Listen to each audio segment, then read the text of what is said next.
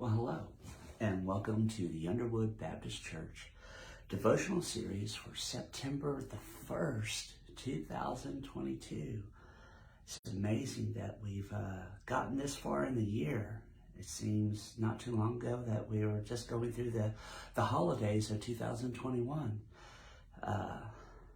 It's an exciting time to be alive and a very concerning time. But if you're saved, you truly know the Lord is your Savior. You know that all things will work out for His honor and His glory. Brother David mentioned storms and the lack of a named storm yesterday, and coincidentally, Brother Adam spoke about storms and the storms of life and the assurances of God, and how the sea mariners would be out adrift in the ocean is actually witness the awe-inspiring power of God that spoke things into existence, that controls all things, and realized, how small and insignificant we all are. But today I'd like to kind of bring your attention to Proverbs chapter 1. And, let's just dive in, shall we? So Proverbs chapter 1, I'm going to pick up reading in verse 13. Proverbs 1:13. We shall find all precious substance. We shall fill our houses with spoil. Cast thy lot among us. Let us all have one purse. My son, walk not thou in the way with them, and refrain thy foot from their path. For their feet run to evil, and make haste to shed blood. Surely in vain the net is spread in the sight of any bird. And they lay wait for their own blood. They lurk privily for their own lives. So are the ways of every one that is greedy of gain, which taketh away the life of the owners thereof. Wisdom crieth without. She uttereth her voice in the street. She crieth in the chief places of concourse, in the openings of the gates. In the city she uttereth her words, saying, How long, ye simple ones, will you love simplicity? And ye scorners delight in scorning, and fools hate knowledge. Turn you at my reproof. Behold, I will pour out my spirit unto you. I will make known my words unto you. Because I have called, here's the key, because I have called and ye have refused, I have stretched out my hand, and no man regarded. Well, let's just, for time's sake, jump over to verse 32. For the turning away of the simple shall slay them, and the prosperity of fools shall destroy them. It's kind of hard for somebody that maybe perhaps isn't saved to understand what we're talking about here, but God has provided a portion of His mind and His wisdom to us in the scriptures. Obedience is better than anything else because it brings a better taste and a better savory, a better seasoning to life. Greater blessings. Even when those storms like Brother Adam was talking about yesterday come along, when we're in obedience to God, we tend to have a better understanding, a better outlook.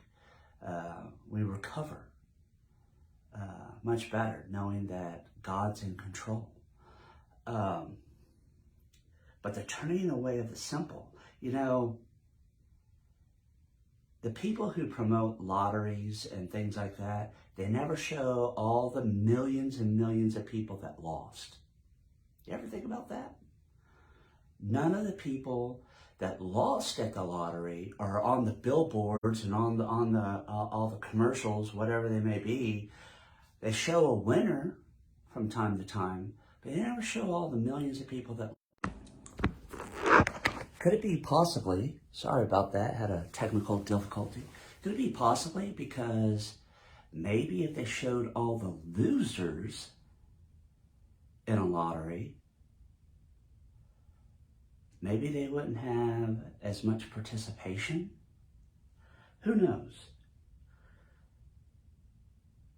But the ones that are continuously losing, for whatever reason, they think that somehow, some way, there's a chance that maybe they're going to win. The prosperity of fools shall destroy them. I don't know of, and there may be one or two, or there could be a handful, I don't really follow it, but what I do know is those that participate in the lottery and possibly win, they pretty much are back to square one within a few years, because they will have spent all those resources that they won in those quote-unquote lottery winnings, subject to higher taxes, and basically opens themselves to greater folly and greater responsibility with attaining instant wealth that they didn't necessarily work for. There's nothing wrong with nice things. There's nothing wrong with working hard and being compensated for it, and the Lord blessing you for that. We should all attain to that and be a good testimony to others. We should do it in an honest way. We should do it with the wisdom of God that He's provided for us. You know, interestingly enough, at this time of year, usually they're talking about harvest.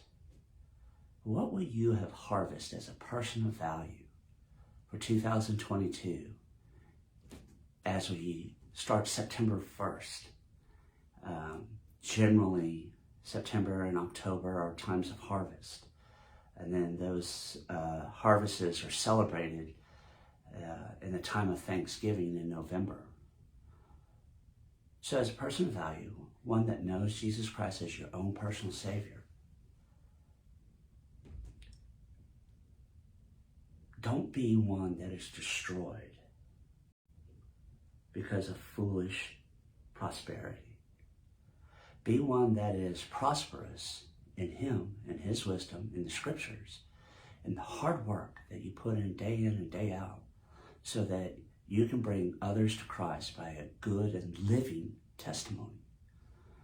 That when somebody sits down with you and you're encouraged and are led by the Spirit to witness unto them, that it's a healthy and strong witness, a witness of somebody that they can count on because of the character of being a person of value. So think about that today. I encourage you to read the whole book of Proverbs chapter 1, or the whole chapter of Proverbs chapter 1 today, and along with your regular Bible reading. And until we meet again, may the Lord of heaven richly bless you.